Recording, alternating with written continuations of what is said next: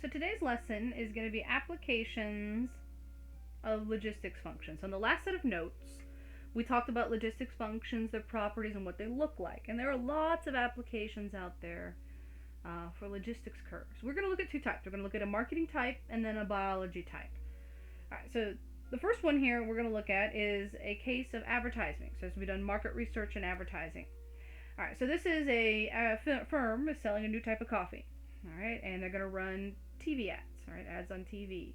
They found that based on their research, the percentage of people who buy the new coffee after ads are run are given by this logistics equation. And it should make sense. Things that are being bought that are new tend to run on a logistics curve. Like when a new Apple phone comes out, right? People buy it really fast right at the beginning, right? There's this fast people go and it's exponentially being sold to everybody. But then eventually it'll reach a point where it slows off. Right? That's logistic curve, and it'll taper off, and everybody who has one will have already purchased it, and there may still be a trickle of a few people who are waiting to buy it, see how they liked it and whatnot. But it will taper off until it kind of flattens out like a logistics curve. And so that's what's going to happen here with the coffee. All right, we're going to do all of these. So the two logistics examples I'm doing today, we're going to solve graphically. And so it would be to your benefit to have your graphing calculator out and kind of follow along graphically. All right, now I will adjust the window for these logistics curves. We want to be able to see stuff. And so I am going to, once I set it up, all right, the window and the calculator. All right, I'm going to leave my max and min, I'm going to leave my minimums negative x. So my x min, I'm going to leave negative x. My x max, I'm going to change. Same thing with my y. I'm going to leave my y minimum the same. I'm going to change my y max. All right, so the maximums are what I'm changing. Alright, the xer goes with the t values, and so I kind of scroll through my problem, see what I want. And so as I scroll through, you're going to look at I want to know how many 5 times, 10 times, 100 times. And 100 looks like, as I look at my problem, that's the biggest number I'm going to plug in. So I want to make sure my x values go out to at least 100. So I'll probably go a little past 100. I'll probably go maybe 130 to be on the safe side. So again, I'm going to let my x max be 130. My y values, remember, are my function values, the percent of people who bought the coffee. Well, if you remember, that number up top is my carrying capacity, right? That's the horizontal asymptote that my function will approach. So 68 is as big as percent as we're going to get. And so I'm going to make sure I see it. So I'm going to go a little past that. I'll probably go 80, and then I can see my curve pretty good. All right. So I'm plugging this in. Make sure you're careful when you type it in. Good idea to put parentheses around the denominator. Alright, and then I'm going to change my window. So you go to the window key of the calculator and change it to 130 for your x max, 80 for your y max. Alright, so the logistics curve that your calculator should spit out at you. So this is T, which represents number of ads run. This is the percent of people buying the coffee.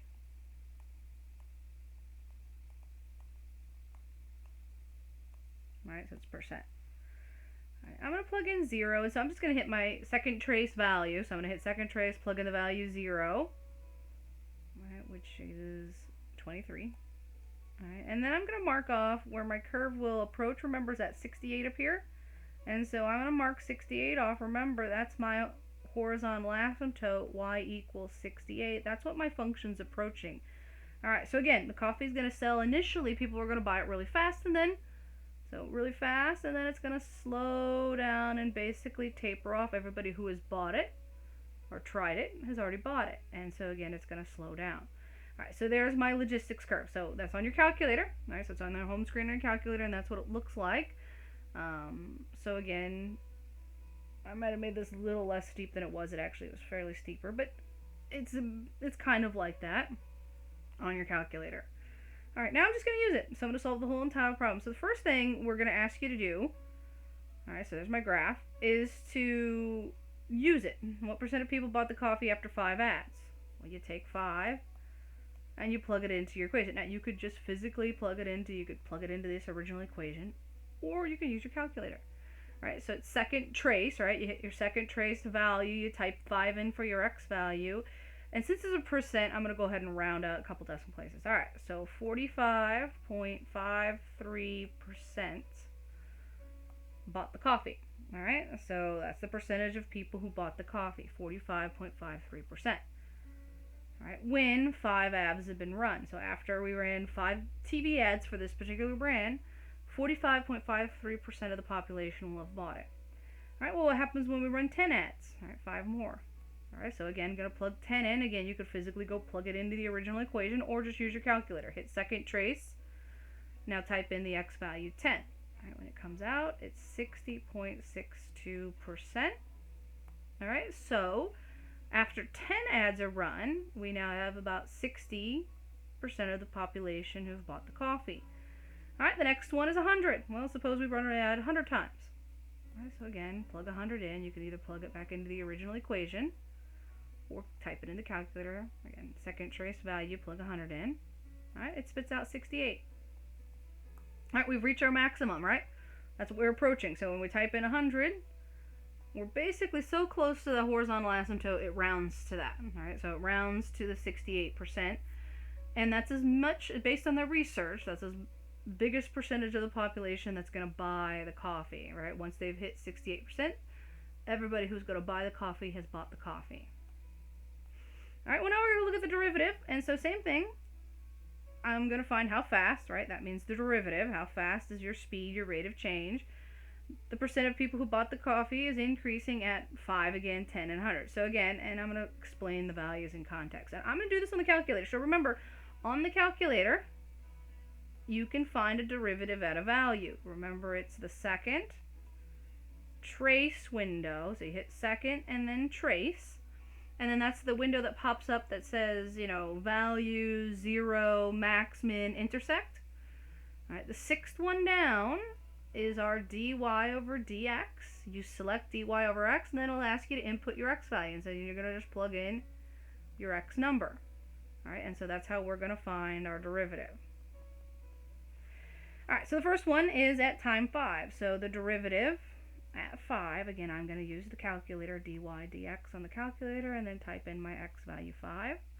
All right, when I do that, it comes out 4.23. All right, the derivative value is 4.23. And so that means, so in context means answer the question, right? The percent of people buying the coffee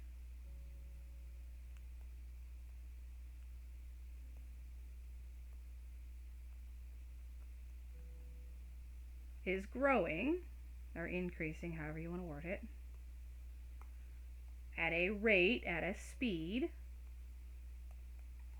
of 4.23%. So this would be new people, 4.23% per ad. All right, so that's how much more, that's how fast people are buying it as a percentage per ad after 5 ads are run. All right, so 4.23. And then do the same thing for 10. All right, so again, find the derivative at 10. I'm going to use the calculator. dy dx on my second trace, type in the value 10. All right, it comes out 1.84, and the description is very similar to this. It's a slower rate of change, right? All right. The percent of people buying the coffee is still increasing, but at a slower rate.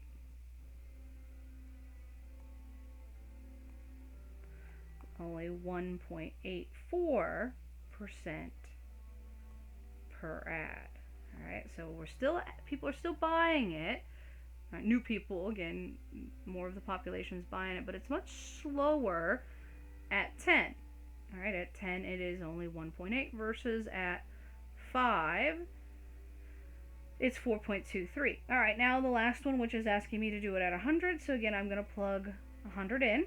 So find my derivative at 100. Again, I'm going to use the calculator, hit that dy dx key on the calculator. All right, and it comes out 0. It's a really small decimal. Some calculators give it as really small decimal. Some of them actually round to 0. And so that what this means is no more people, or no more new people are buying the coffee. So the rate of change is 0. All right, there are no new people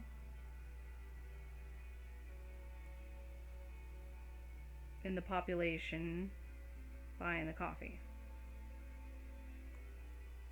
Whoever's bought it has already bought it. No rate of change, no increase, no decrease. All right, the people have bought it who have already bought it, and no new people are going to buy it. All right, and so again, what that tells you is, again, the logistics curve, it should make sense. That's what's happening. Here, people are buying it really fast, right? When it first came out, really fast for a few ads. It's new, exciting, gonna buy it. Somewhere around here, it's gonna switch, which will be my inflection point. Still buying it, but at a less slower rate. And then eventually, when we're out here, after 100 ads are run, there's no growth, right? You've reached the maximum percent of the population you're going to reach based on your television ads.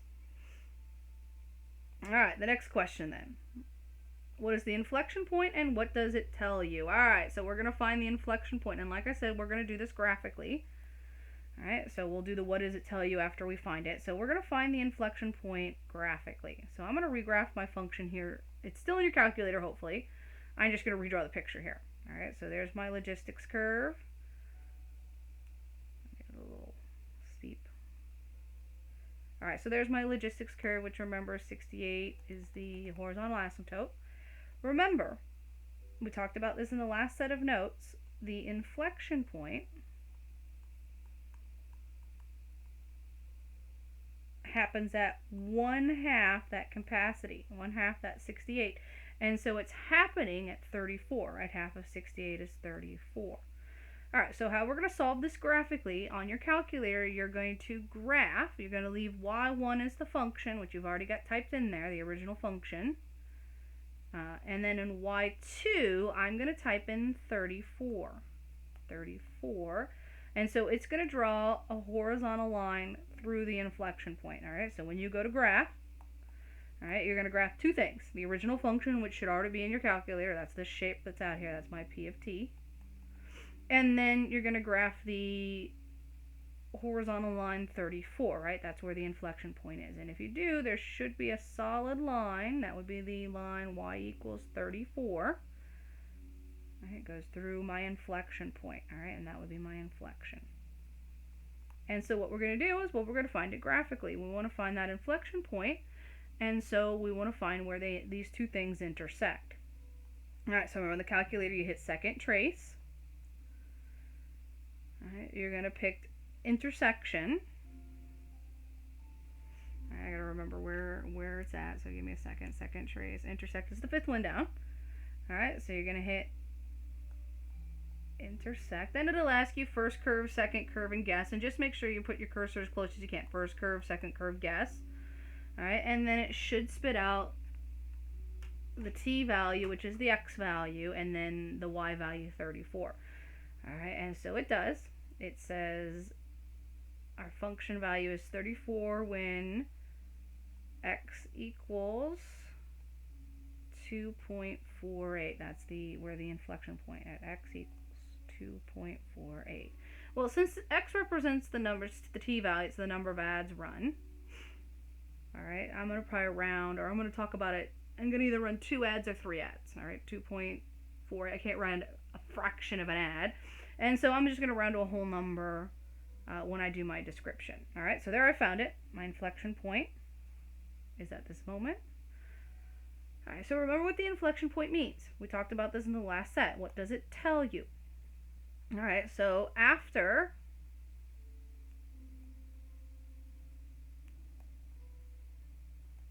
after 2 or 3 ads are run, all right, because that's where the inflection point comes from, right? 2.48 is somewhere between 2 or 3 ads. All right, so after they've run 2 or 3 ads, right, that's the inflection point. 34% of the people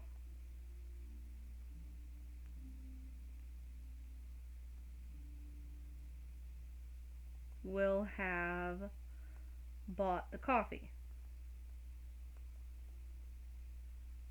All right, this, remember, is the maximum rate at which the coffee is being bought, right, at this time.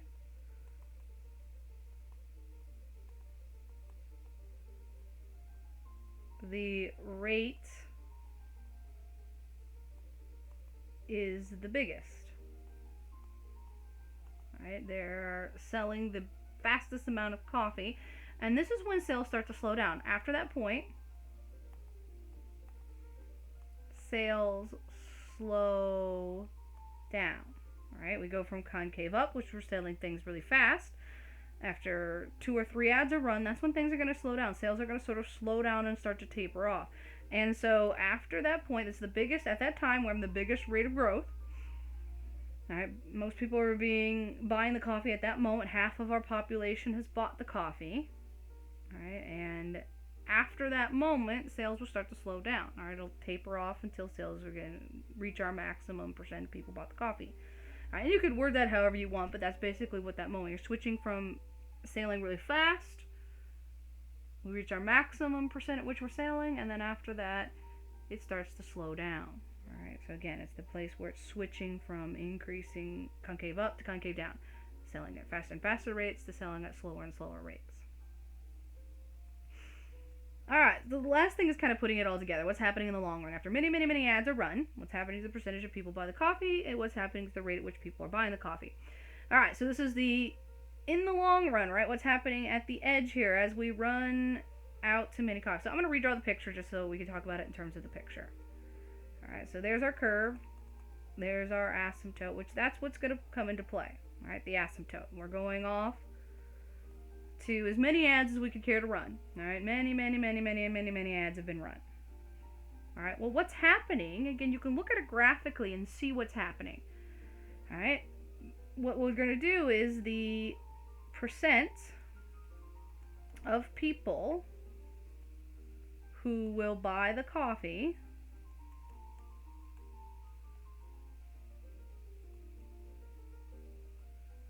has a limit of 68%. All right, which means that's what we're going to approaching as, meaning at most 68% of the population will buy the coffee.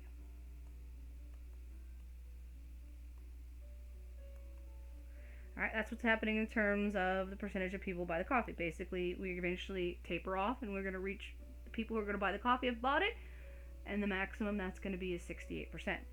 All right, then what's happening as the rate of change? Well, the rate of change, again, it starts off fast, hits that inflection point, and then starts to slow down.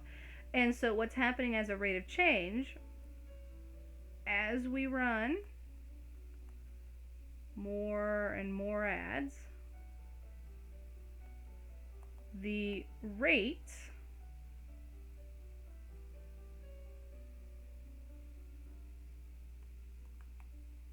at which people are buying the coffee slows down to 0. Right, it's eventually going to flatten out, and at the end here, my rate of change, my derivative, is basically 0 at that point. It's horizontal, it's flat, and they're no longer increasing their sales. They've reached the maximum percent of the population they're going to reach. All right, no more people are going to buy the coffee, and so the percent, and we found that out with our numbers, right?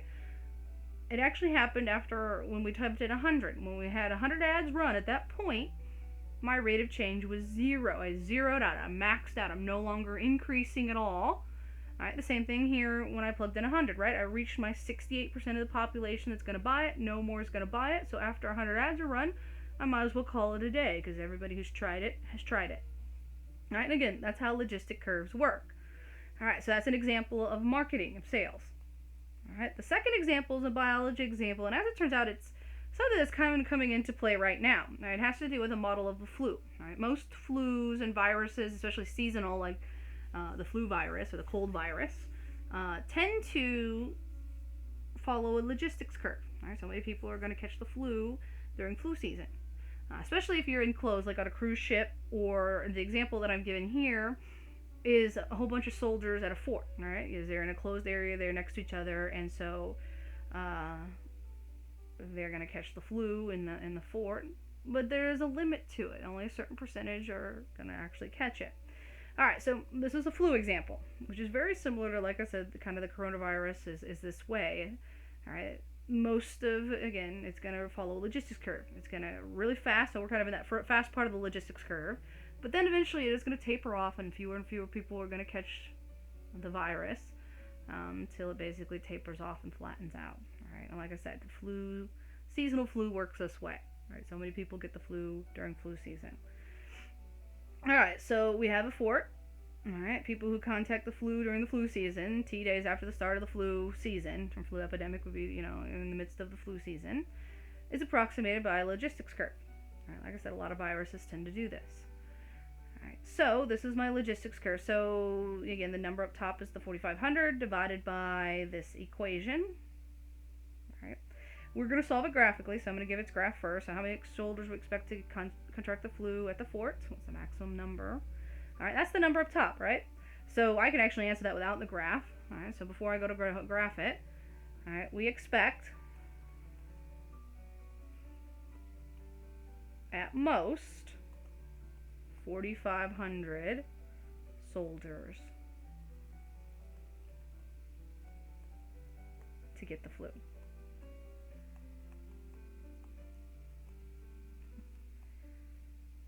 All right, so that's their expectation, because again, that's that number up top. That's based on this model, they expect 45 soldiers to get the flu at the fort. All right, now graph. Now I'm going to change my window. All right, so when I go to graph, I'm going to graph this function. All right, but I am going to adjust my window. All right, so I'm going to leave my minimums the same. I'm just going to change my maximum. My x max, I might leave the x max the same as before. I think 100 is what I use. I'm going to leave that one there. So really the only thing I'm going to change is my y max from the problem we did before, because I had it at 80. 80 won't work. All right, this would be the maximum number. So I need to make sure I go at least to 4,500. I'm going to go beyond. I'm going to go to 5,000. All right, so I'm going to change my window to 5,000 so I can see my logistics curve. All right, then I'm going to graph it out. So this would be days, right? This is time, which is days. All right, time is in days. All right, T is in days. Starts at 0. Again, I'm going to go ahead and write 4,500 is my horizontal asymptote. That's the y equals 4,500. That's what my function's approaching. It's its limiting value. Alright. My curve starts on the axis, and again, it comes up and tapers off. Alright, so there's my logistics curve. Alright, then we're just going to use it. Alright, so again, if that's typed into that should be typed into the calculator. So there's the picture in the calculator. Again, I'm going to solve the entire problem graphically. Alright, now you could plug 2, 10, and 100 into the, if you want to, you can go back and plug it into this equation. Oops. Plug it in here. Alright, I'm not. I'm just going to use my calculator. Alright, I've got that in the calculator, and I'm just going to use it. So I'm going to find the value at 2 using my calculator, find the value at 10 using my calculator, and find the value at 100 using my calculator. And we're talking people. Alright, the last example was percent. So I can have a fraction of a percent, and that would be okay because it's a percent of the population. But this one's talking about soldiers, people. I don't want a fraction of a person, so I'm going to round all my numbers here to the whole number. Alright, so when I hit second trace value, type 2 in, it comes out, if I round to the whole person, 69. Alright, so after 2 days, we expect 69 soldiers to have the flu. Wanting to add an E to my flu. Alright, type 10 in. Alright, so 10 days, it's much worse, right? 2 days in, 69. After 10 days, we expect 100 soldiers to have the flu. And my handwriting, I swear it's getting worse exponentially. All right, so hopefully you're following along and listening. It says after 100 days, after 10 days, expect 100 soldiers to have the flu, and then after 100 days, all right, we hit our maximum. All right, everybody who's going to get the flu has the flu. All right, so after 100 days, we expect the maximum to have already hit. 45 soldiers have the flu. Alright, so 10 days into the epidemic, everybody who's going to catch the flu has caught the flu. Right, that's what that means. So we've maxed out. We hit our limiting value. So the limit was 4,500. We've hit that limiting value. Alright, now the derivative, how fast? So again, I'm going to use the calculator. So remember, it's under second trace. Alright, we hit the sixth one. You pick the dy dx. That's your derivative, changing y over changing x, and then plug your x value into it. Alright, so I want 2 days. So it's the same one. Oh no, I'm just asking for 2 and 100. Alright, so I'm not doing the 10. So I want the derivative at 2, which again, I'm going to use the calculator to find. Alright, so I'm going to hit my derivative key, type in 2. Alright, and again, I'm going to round the whole person. So if I round this one, it comes out to 22. Alright, so again, after 2 days, the rate the flu is spreading is 22 soldiers infected per day. Alright, so we're getting the rate of increase. We're increasing the rate of people getting the flu at day 2 by 22 soldiers per day. So that's how fast it's spreading 2 days into the flu epidemic at this particular form. Alright, then plug 100 in. Now, some calculators give out a really small decimal, something like with an e to the -7 or something like that. Alright. And so it would be 0.00000 something. Well, that's basically 0. Alright, at this point it zeroes out. So after 100 days, right, we've reached the maximum number of people we expect to get the flu, and so no new cases should be arriving. And so after 100 days, the rate of infected is 0. Right? Rate of people being infected is 0 at that time. Right? That's the expectation. Right, then the last question is, what's the inflection point and what does it tell you about the application? It's always important to find the inflection point. So again, I'm going to regraph my picture here because we're going to solve this, on the calculator. So remember, that was our 4,500. Remember, the inflection point is half that, and so you take your 4,500 divided by 2, and so that comes out to 2,250. Alright, when we go to graph, so you go to graph, you're going to graph that line. So you're going to go to your calculator and type in 2,250 into the graphing key of the calculator.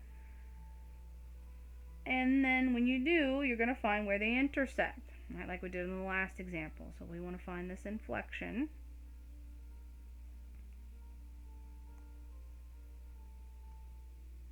Right, and we do that by hitting the second trace, the fifth one down, which is intersect. Alright, first curve, second curve, and guess, and they should give you out an x value where our inflection point is, and so it comes out. Now this is time, so I can round to, so I'm just going to round to like one decimal place.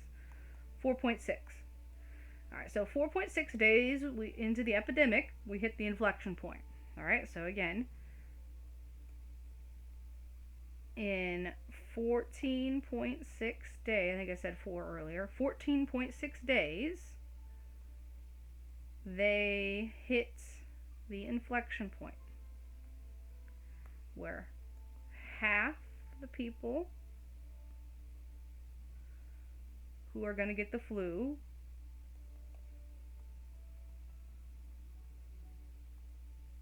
half, all right, which is the 2,250. Alright, so at 14.6 days, we're going to reach half the maximum who's going to get the flu, which is 2,250 people. This is when, at this time, all right, at that time, the flu is spreading at its fastest rate.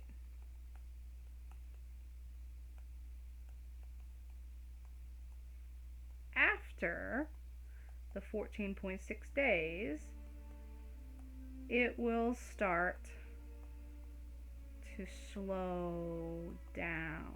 All right, and eventually we'll start to slow down and eventually hit 0. So like I said, kind of put this in context of what we're going through today. All right, the coronavirus that's out here, we're sort of in the first part of this curve. All right, so the cases are sort of coming in fast and furious, right, because we're in the exponential growth part of the curve. What we want to do is we want to reach this moment, and we want to reach it slower than, again, we don't want it to come up super fast, otherwise we'll overwhelm. So what we're doing is we're going to kind of go slowly and slowly, and then we're in a good shape once we reach this.